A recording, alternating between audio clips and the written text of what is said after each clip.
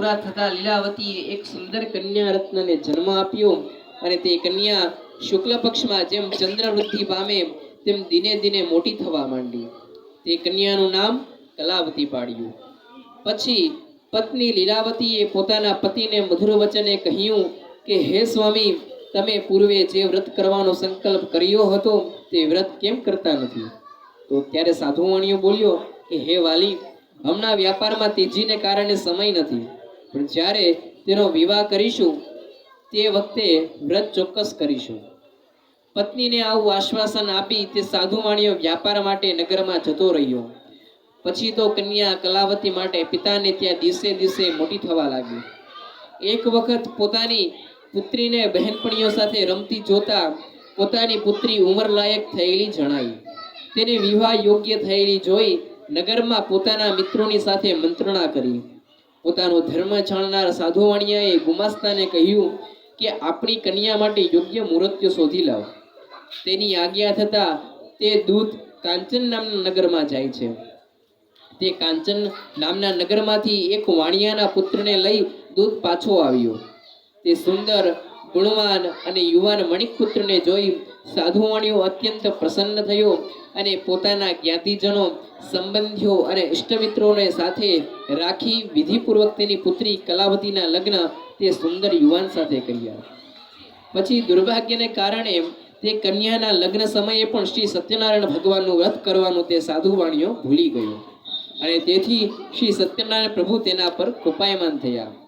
ત્યાર પછી પોતાના વ્યાપારમાં આતુર એવો સાધુવાણીઓ કાળને વશ થયેલ હોવાથી પોતાના જમાઈને સાથે લઈ વેપાર અર્થે નીકળ્યો.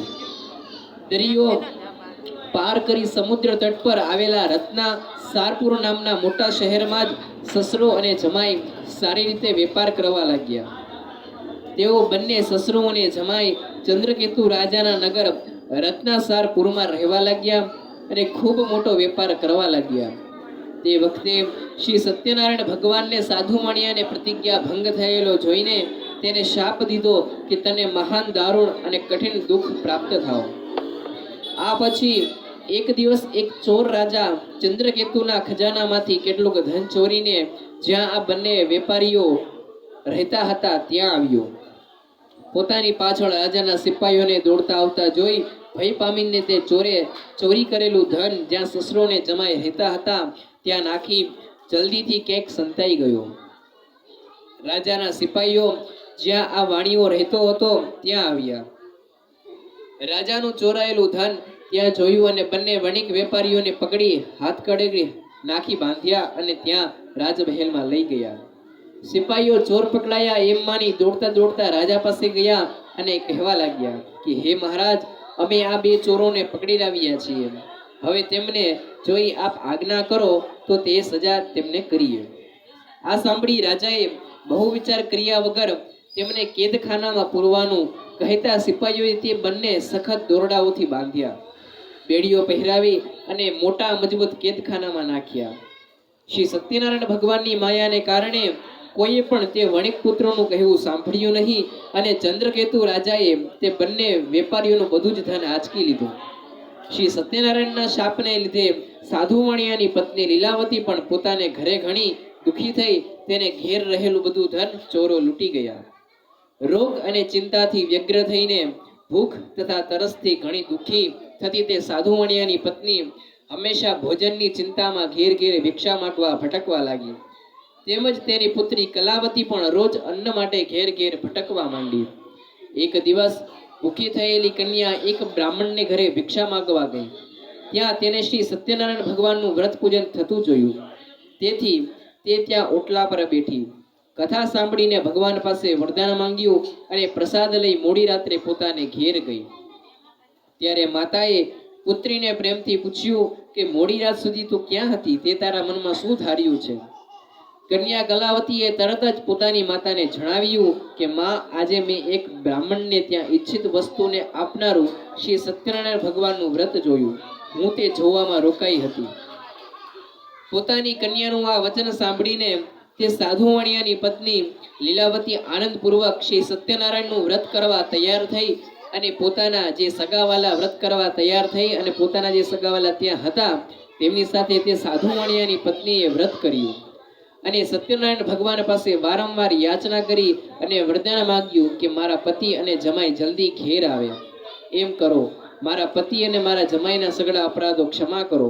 આમ વ્રત કરવાથી ભગવાન સત્યનારાયણ સંતુષ્ટ થયા અને ભગવાન શ્રી સત્યનારાયણે ચંદ્રકેતુ રાજાને સ્વપ્નમાં આવી કહ્યું કે હે નૃપશ્રેષ્ઠ, તે જે બે વણિક વેપારીઓને કેદમાં પૂર્યા છે તેમને સવારમાં જ મુક્ત કરી દેજે.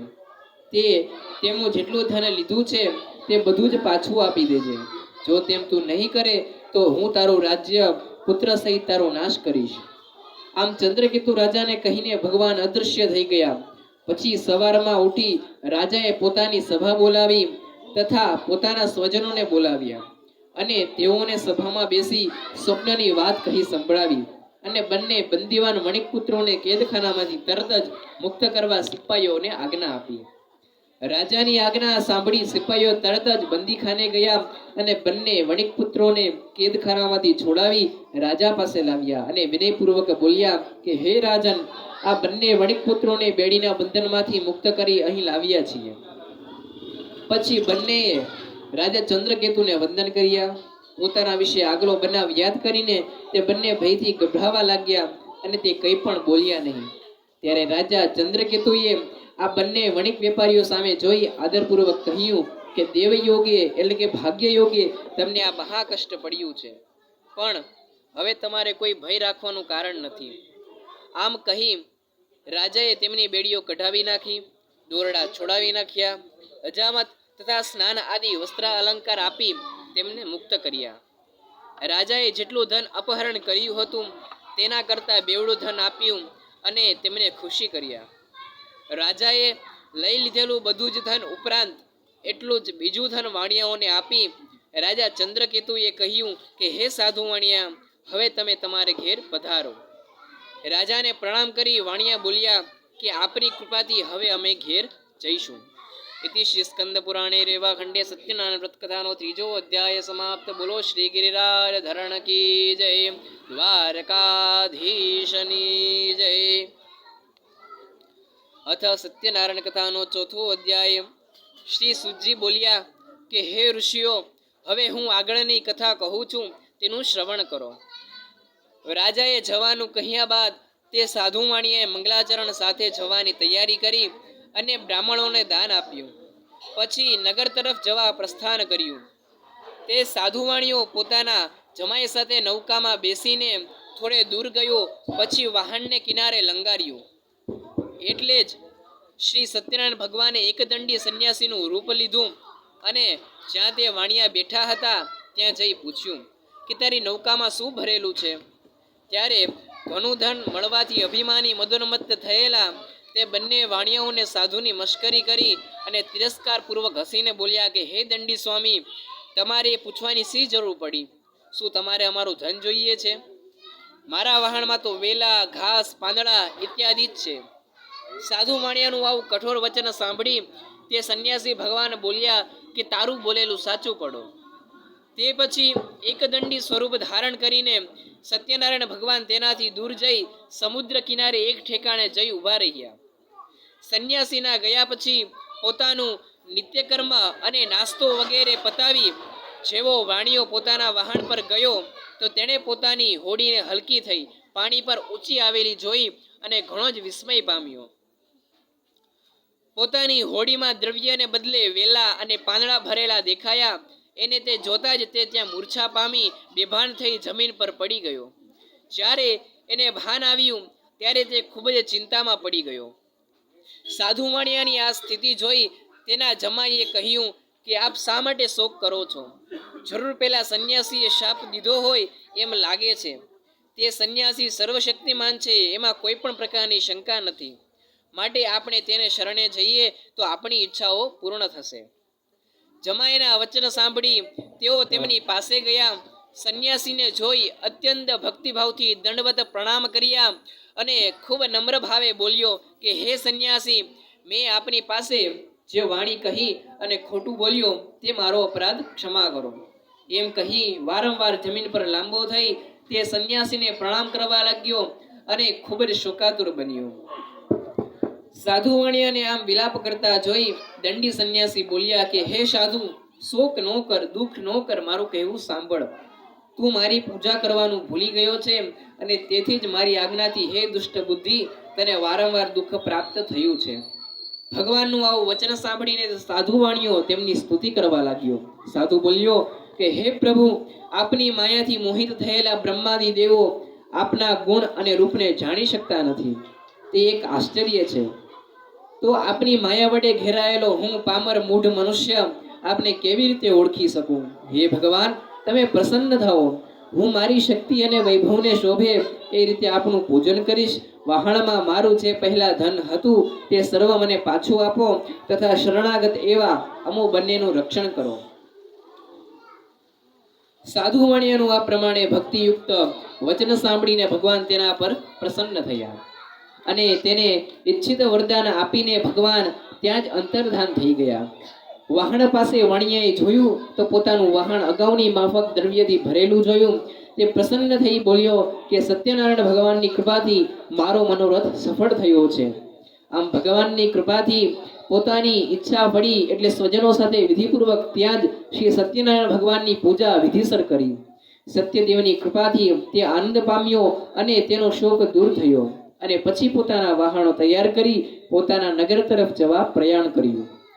દૂરથી જ પોતાનું નગર દેખાતા સાધુ વાણિયાએ પોતાના જમાઈને કહ્યું કે જુઓ, આ મારું રત્નપુર શહેર દેખાય છે.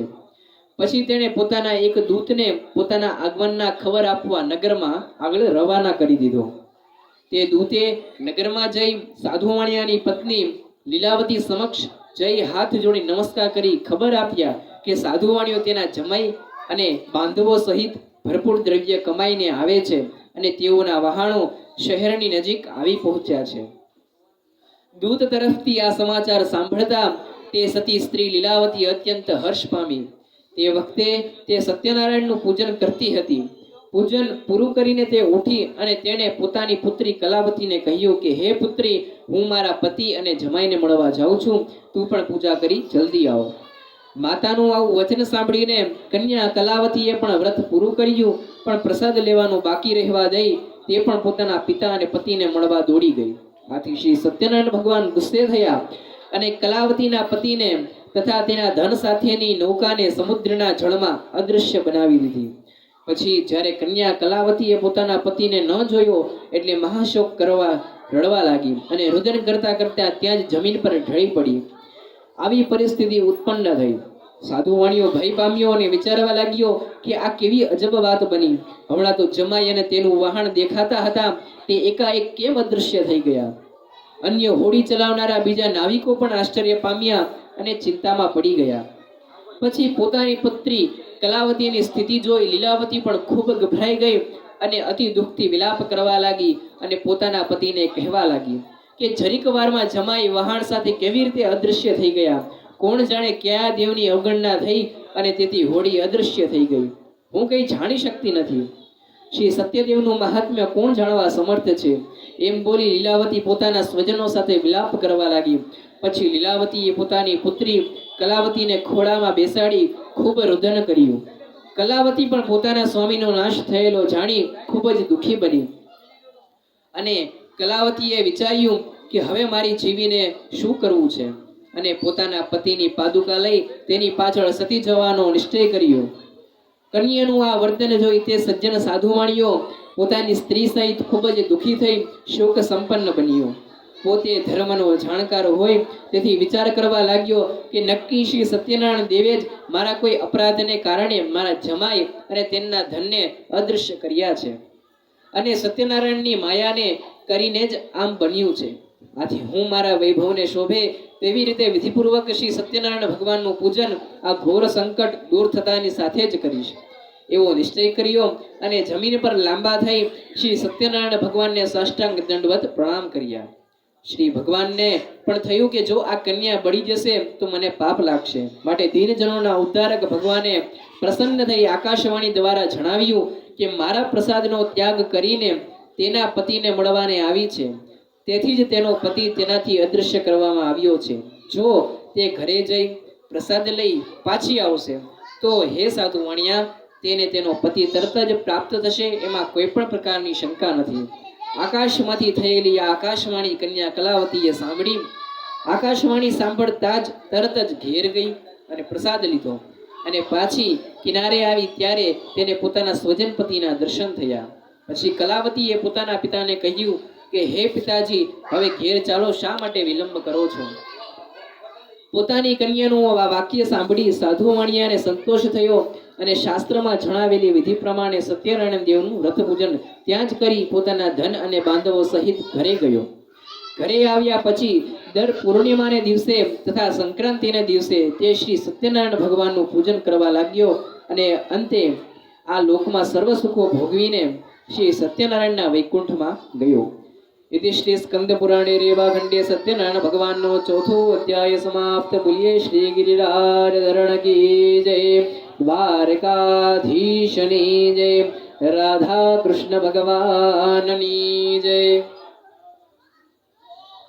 अत सत्यनारायण कथानो 5मो अध्याय.